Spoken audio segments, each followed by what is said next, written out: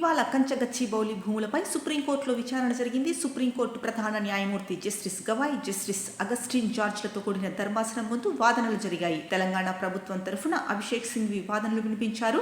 అమైకస్ క్యూరీగా పరమేశ్వరన్ వ్యవహరించారు. విచారణ సందర్భంగా ప్రధాన న్యాయమూర్తి బిఆర్ గవాయ్ తెలంగాణ ప్రభుత్వంపై ఘాటైన వ్యాఖ్యలు చేశారు. ఇష్టానుసారంగా డజన్ల కొద్దీ బుల్డోజర్లు చెట్లను తొలగించేందుకు ఉపయోగించారని మండిపడ్డారు. ఇదంతా ముందస్తు పథకం ప్రకారమే చేసినట్లుగా ఉందన్నారు. పర్యావరణాన్ని పునరుద్ధరించకపోతే జైలుకు వెళ్లాల్సిందేనని సుప్రీంకోర్టు హెచ్చరించింది.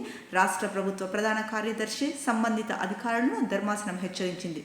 తదుపరి విచారణ జూలై 23కు వాయిదా వేసింది. హైదరాబాద్ సెంట్రల్ యూనివర్సిటీలో 400 ఎకరాలను తెలంగాణ ప్రభుత్వం వేలం వేయడాన్ని నిరసిస్తూ విద్యార్థి లోకం నిరసనలు వ్యక్తం చేసిన విషయం తెలిసిందే.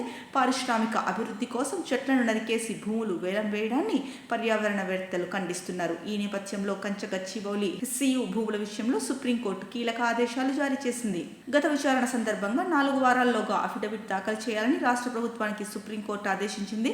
పర్యావరణం, వన్యప్రాణుల రక్షణకు తీసుకునే చర్యలను పేర్కొంటూ అఫిడవిట్ దాఖలు చేయాలని రాష్ట్ర ప్రభుత్వానికి సుప్రీంకోర్టు ఆదేశాలు జారీ చేసింది.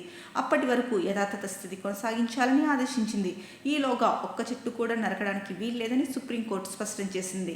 సుమారు 100 ఎకరాల్లో ధ్వంసమైన పర్యావరణాన్ని ఎలా పునరుద్ధరణ చేస్తారో రాష్ట్ర ప్రభుత్వం చెప్పాలని సుప్రీంకోర్టు ఆదేశించింది.